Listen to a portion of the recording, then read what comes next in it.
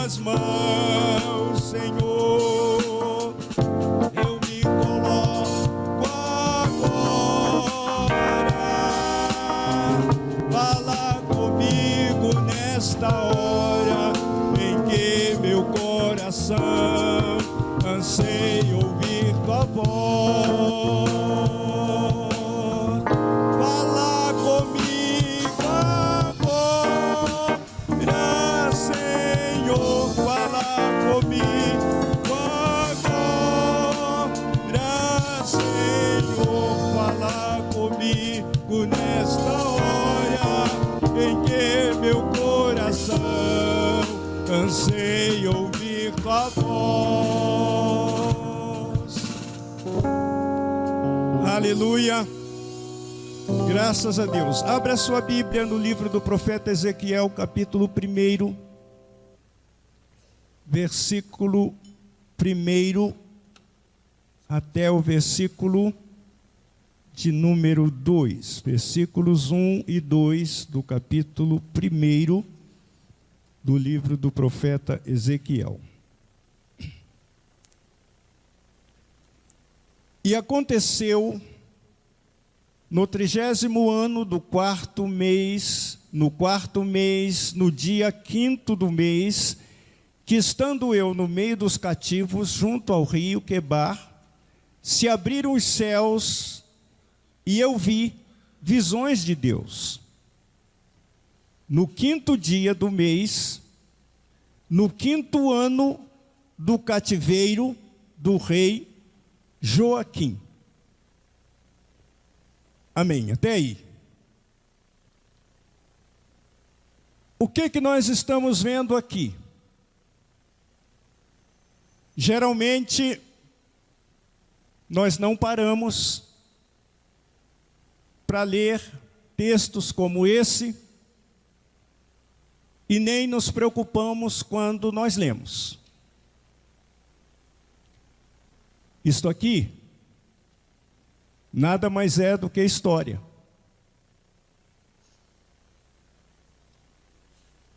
Aconteceu no 30º ano, no 4º mês, no dia 5º do mês. 34º ano da vida do profeta. No 5º mês, no 4º mês, no dia 5º do mês, que estando eu no meio dos cativos, junto ao rio Quebar, se abriram os céus e eu vi visões de Deus. No 5º dia do mês, no 5º ano do cativeiro do rei Joaquim. Vou repetir, isso aqui é história. Na maioria das vezes, e principalmente nós brasileiros crentes, que na sua grande maioria é extremamente preguiçoso com relação à leitura. Não vou nem perguntar aqui quantos gostam de leitura. Eu falei com o evangelista Ailton ali domingo passado, falei com o evangelista Crísio, que em permanecendo à frente da EBD, já no domingo que vem, nós já estaremos lançando aqui um plano de leitura da Bíblia durante o ano de 2018. Você vai ter um ano para ler a Bíblia. Pastor, e se eu ler em 3 meses? Amém, você lê novamente, pode ler 2 ou 3 vezes. Mas nós estamos propondo que pelo menos uma vez você faça a leitura da Bíblia. Bem, o que nós conhecemos acerca das igrejas no Brasil? Nós conhecemos a partir de 1910, 1911, quando nasceram as Assembleias de Deus, mas nós não conhecemos o que foi o Brasil colonial, o Brasil imperial, o que foi o Brasil de antes da igreja ou do movimento evangélico se instalar aqui. Então, quando você ouve e quando você vê pela televisão aqui, hoje, né? perseguições religiosas em várias partes do mundo. Parece que, se não estou enganado, semana passada foi uma igreja cristã no Egito, sofreu um atentado. Nós vimos durante meses, se não anos seguidos, o estrago que o Estado Islâmico fez na Síria e por onde passou, inclusive no Iraque, destruindo as mesquitas, destruindo os monumentos religiosos e obrigando as pessoas por onde passavam a se converterem ao Islã. Então isso é o que nós sabemos no momento. Quando nós não paramos para saber e para conhecer o que ocorreu com o Brasil antes da implantação do Evangelho, nós perdemos uma boa parte e uma importante parte da história. É sabido nosso que o Brasil foi descoberto em 22 de abril de 1500, e também é sabido que lá onde se deu o descobrimento, 4 dias depois, no dia 26 de abril de 1500, foi rezada a primeira missa no Brasil. Eu costumo dizer que quem vai a Porto Seguro e não visita Cabralha, é o mesmo que os católicos dizem que quem vai em Roma e não vê o Papa não foi a Roma, né? Tem esse ditado aí no catolicismo, né? Então, se você for a Porto Seguro, naturalmente todo mundo que já foi até Cabralha conhecer o lugar do descobrimento do Brasil. Mas o que nos está proposto hoje é falar sobre uma lei chamada Lei do Padroado. O que é isto, pastor? Vejam bem. Antes do Brasil ser descoberto, já o papado ou a Santa Sé, entenda-se como o poder de Roma e dos papas, né? Eles fizeram, como disse aqui, no ano de 1456, o Papa Calixto III, ele celebrou um acordo com os reis de Portugal e da Espanha, e isso valia nos territórios conquistados e naqueles que estavam ainda por ser conquistados. O que dizia esse acordo? Dava pleno poder ao rei para dirigir a Igreja Católica. O rei tinha em contrapartida todos os dízimos que fossem arrecadados ia para a mão do rei. Ele ficava responsável pela construção das capelas ou igreja, podia nomear ou escolher ou enviar sacerdotes e podia indicar postulantes ao cargo de bispo. O que isto tem a ver conosco, pastor? O senhor disse que o Brasil foi descoberto em 1500.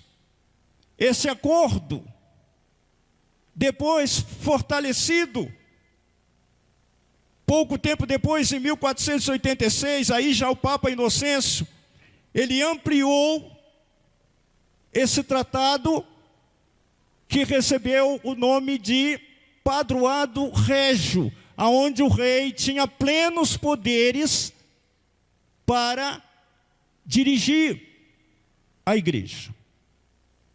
Muito bem. Era costume, então, e nós falamos aqui, quando Cabral chegou ao Brasil, ele trouxe na sua frota um religioso chamado Frei Henrique de Coimbra.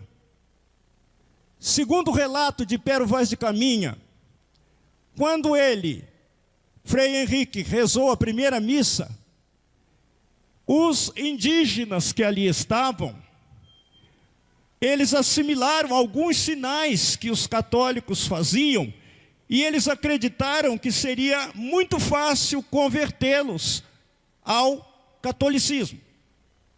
Vou repetir aqui. Se você lê sobre o cativeiro de Judá,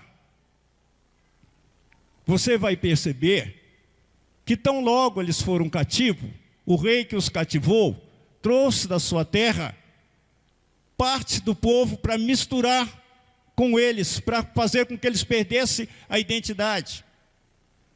Trouxe também os seus sacerdotes, seus líderes, porque a cultura religiosa era outra.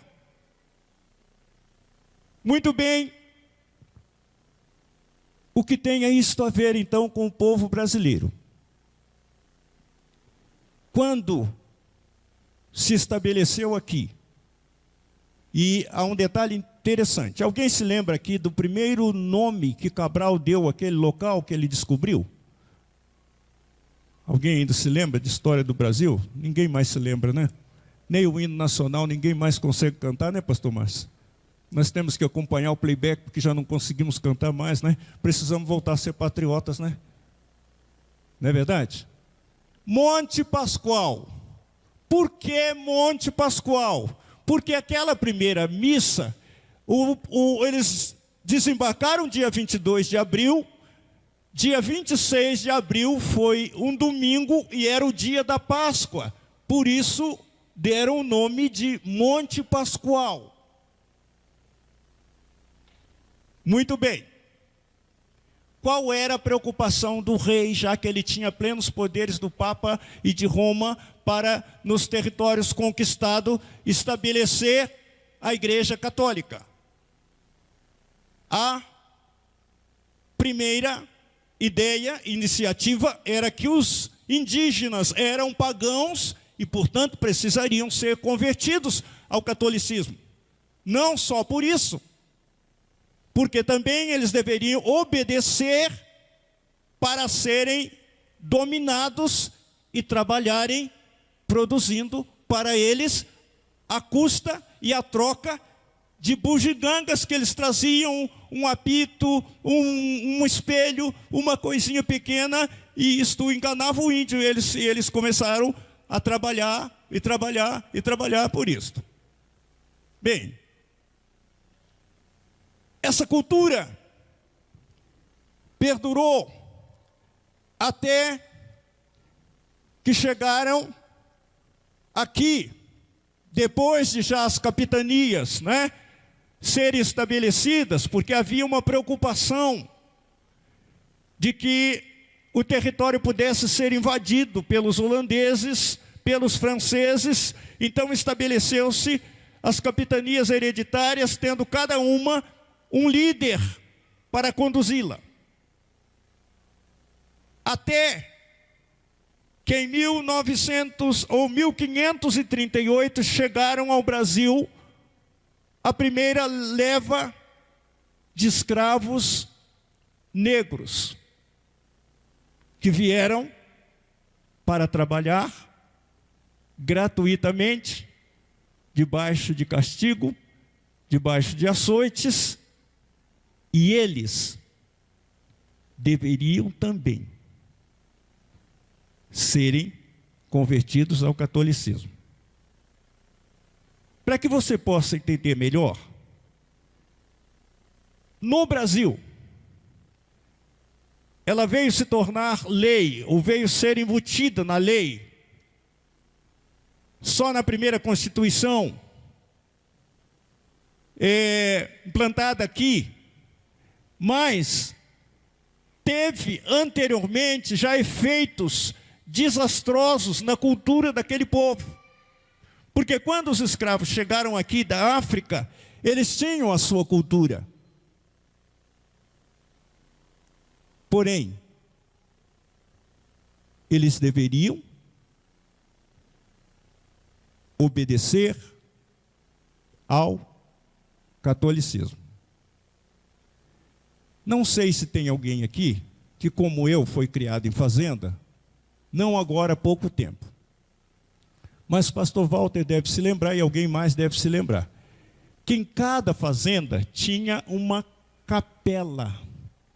Cada fazenda tinha uma capela, e aquelas capelas tinham rezas e as festas que eram anuais, e era escolhido alguém que era o festeiro para o ano seguinte, e aquela pessoa tinha que promover as rezas que aconteciam mensalmente e aquela festa que acontecia uma vez por ano, correto, pastor Walter? Lá onde o senhor foi criado deve ter havido isso.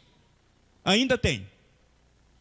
Por isso que nós vemos em alguns lugares por onde nós passamos, eu morei numa cidade aqui no estado de São Paulo, bem perto, que em todos os bairros da cidade tinha uma igreja católica. Em todos os bairros da cidade. Cada bairro tinha uma igreja católica. Bem, o que ocorria nesse tempo? Além de terem eles que obedecer às ordens do padre, estar embaixo da doutrina católica, também eles não poderiam fazer em nenhum outro lugar um local de culto. Quem não quisesse obedecer o catolicismo, ele só poderia fazer um culto se fosse particular. Ele não podia haver templo, não podia haver outra igreja que não fosse a igreja católica. Então, aonde isso é importante? Eu louvo a Deus pela vida do pastor David Cabral Júnior, porque aonde isso é importante? Quando nós falamos hoje de perseguição de igreja, nós ficamos com a impressão que o Brasil sempre foi essa maravilha que nós estamos vivendo hoje. E não é, irmãos. Não foi isso, não. Não foi isso, não. O que era ensinado? O escravo, além de obedecer ao patrão, ele tinha que ser um católico, é claro, uma massa leiga em termos de conhecimento, de leitura, que não tinham acesso ao nível maior de conhecimento. Mas a eles era ensinado o seguinte: quem desobedecesse poderia ser excomungado. Já ouviram falar essa palavra? A Igreja Católica usa muito isso, né? Excomungar. Então, significava o seguinte: primeiro, se você fosse obediente, depois da morte, você ia para o purgatório, depois do purgatório, ia para o céu. Se você fosse excomungado, você ia queimar do purgatório para a eternidade, não tinha saída. Entenderam? Os africanos que chegaram aqui, e daí, como é importante a gente entender isso, irmãos, como é importante. Nós falamos muito hoje sobre o chamado sincretismo, que é a mistura, não é? De catolicismo com o espiritismo. Umbanda, candomblé e outras crenças mais. Por temerem ser castigados, os escravos que aqui chegaram, eles mascararam essa dita religião. Não sei se vocês sabem disso, mas a maioria, pelo menos, deve saber. Que determinados ídolos da Igreja Católica, ele é venerado no Espiritismo com outro nome. Por exemplo, disse lá que o Jorge é o protetor não sei de quê, mas ele é uma entidade no Espiritismo. E isso ocorre com muitos outros, que são ídolos da Igreja Católica. Por que isso? Porque, para não admitir e para não dizer que eles não acreditavam, eles passaram a fazer esta mascaração, essa camuflagem, e dar o mesmo nome ao Deus que eles serviam, o nome de um santo da Igreja Católica, e, portanto, isso ficava, aparentemente, tudo bem. O que ocorreu de triste nisto, irmãos, era que, através do batismo, cada um daqueles que eram batizados, automaticamente, eles se tornavam católicos. Então, eu disse aqui, alguns tiranos, invasores, que chegaram, que usurparam, que invadiram terras estranhas, a primeira coisa que eles fizeram foi mudar o costume religioso do povo. No Brasil não foi diferente. A hipótese de que, e vejam só, durante anos, isso é a história que a história não conta, durante anos, o catolicismo no Brasil manteve viva a ideia de que os negros e índios não possuíam alma. Então eles poderiam ser mortos, poderiam ser castigados, porque eram seres que não possuíam alma. Preste bem atenção nisto. Isso perdurou por muito tempo no Brasil. Quando dissemos então que o rei tinha plenos poderes sobre a igreja, o rei poderia simplesmente fazer de um católico um funcionário do Estado, recebendo do Estado, sendo amparado pelo Estado, sendo protegido pelo Estado, recebendo todas as garantias do Estado. Isto também durou muito tempo. A exploração, eu até disse aqui há pouco tempo, do meu desejo de fazer com os irmãos, com alguns aqui, com professores, com quem interessar possa, uma ida aqui no Vale Histórico, Bananal, onde há aquelas fazendas ainda, onde há senzalas, onde há tronco, onde há instrumentos de castigo, que seria muito bom que uma grande maioria, principalmente os senhores que ensinam, seria muito bom conhecer isto. Porque num instante em que nós estamos aqui agradecendo a Deus pela liberdade que Cristo nos deu. Aleluia! Oh, glória a Jesus! Escravidão nunca mais! Mas quantos não valorizam esta salvação porque eles não sabem, não têm noção do que foi ser escravo? Não tem noção, irmãos. O escravo não tinha vontade própria. O escravo não tem o direito de ir aonde quer. O escravo não tem o direito de comer o que quer. O escravo não tem direito à paz e à tranquilidade. Mas os que são livres têm esse direito. Nós somos livres por nosso Senhor Jesus Cristo, e por isso nós temos paz, e por isso nós temos alegria. Aleluia! Por isso nós podemos ir e vir na certeza de que o Senhor nos proporcionou. Então, quando você vê alguém ali fora, dominado pelo vício, alguém que você investe tudo nele, alguém que a família investe tudo nele, e ele não consegue se libertar, ele não consegue melhorar, então, irmão, não tem o sentimento de dizer, não, mas essa pessoa não tem vergonha, essa pessoa não sabe, não, ele está escravizado de tal maneira que ele não consegue se libertar. Mas quando Jesus chega, ele quebra as amarras, Ele destrói as correntes, Ele tira-nos do tronco, Ele concede liberdade. Aleluia! Era para os reis importante, interessante, manter escravos, porque eles produziam,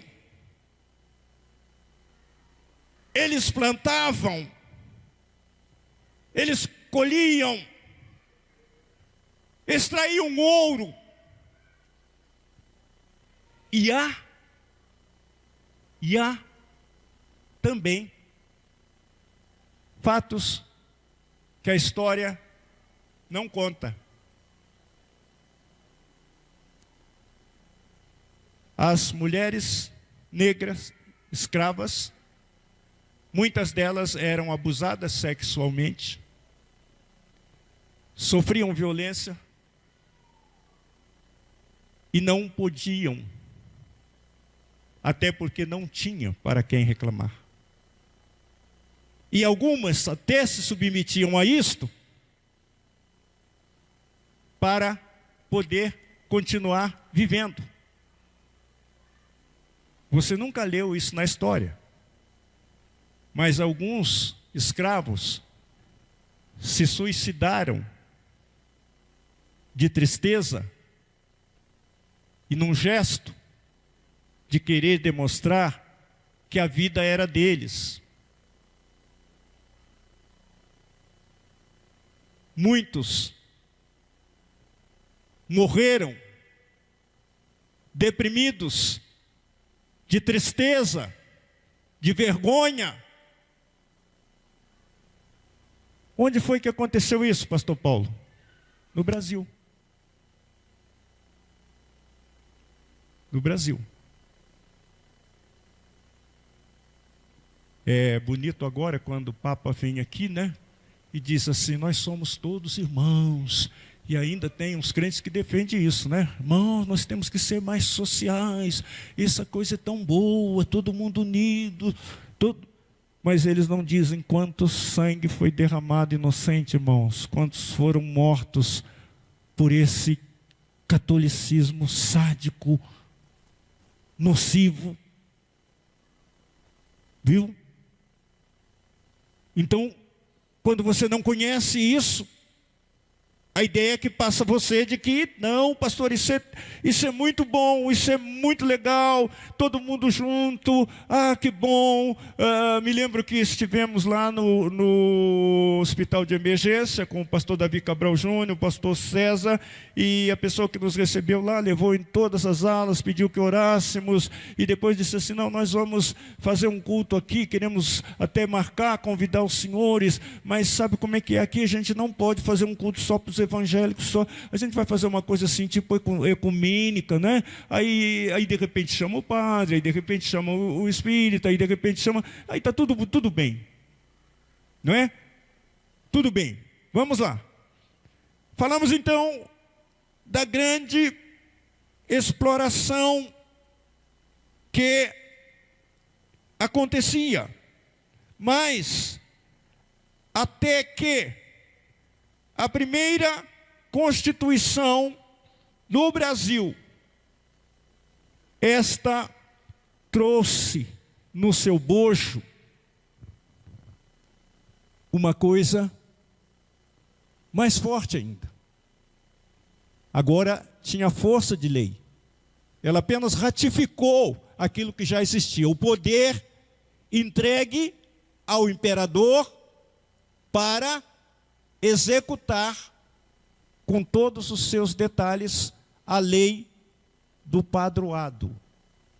Uma lei que dizia o seguinte: você tinha que obedecer antes o imperador e até mesmo antes do Papa. Criou-se algumas dificuldades com isto, porque era um jogo de interesse. Era um jogo de interesse. A primeira Constituição, de 1824, embora ela parecesse avançada para a sua época, mas ela trouxe algumas situações que, para alguns, ela é até mesmo assustadora. Negros, índios, mulheres não podiam votar. Quem podia votar, pastor? Só quem tivesse, ao longo do ano, uma renda de 100 mil reais. Só quem ganhasse 100 mil reais, apresentasse um resultado de uma renda 100 mil reais. Naquela época, era muito dinheiro. O que isto gerou? Os poderosos, os proprietários de terra, os fazendeiros, os mais abastados, eram eles quem ditavam as ordens. Vamos lá. Essa lei, ela colocava o catolicismo como religião oficial. Catolicismo como religião oficial. Eu falei aqui para vocês, eu citei o caso do Islã, mas tem vários outros movimentos aqui, você já deve ter ouvido falar no tão terrível chamado o Boko Haram, que é uma facção terrível, que mata, que destrói, pura e simplesmente, se a pessoa não aceitar o seu padrão religioso. Eu falei aqui, o Estado Islâmico destruiu, não só na Síria como no Egito, dezenas de mesquitas, de monumentos, né? A história que nós estamos vendo, e aí eu volto a chamar você como crente em Cristo Jesus, e você deve interessar por isto. Eu me lembro ainda de uma época na nossa igreja, e há pouco tempo eu ouvindo, pastor Davi, o bispo Abner falando, eu me lembrei disso. Eu fui secretário de igreja há muitos anos. E num passado não muito longe, as nossas igrejas adotavam o seguinte: todas as reuniões que eram feitas, reuniões de mocidade, reunião das irmãs, reuniões, os grupos que eram estabelecidos naquela época não tinham tantos grupos como hoje, mas todas as reuniões mais importantes era lavrada uma ata que era guardado. E eu me lembrei que o bispo Abner disse que quando chegou em Madureira, ele começou a ler os livros de ata da igreja de Madureira, e ele disse assim: irmãos, eu descobri uma coisa até interessante. Eu descobri que o uso do chapéu foi implantado, mas ele não foi abolido. Está lá ainda.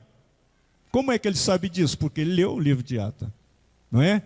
Então, quando você procura buscar, por que eu estou dizendo isso?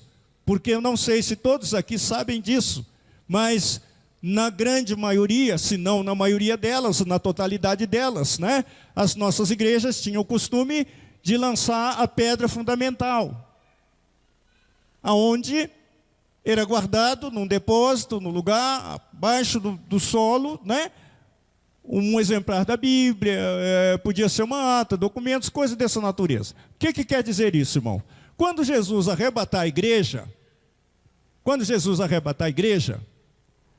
a grande tribulação vai ser implantada, 7 anos. Depois vem o milênio.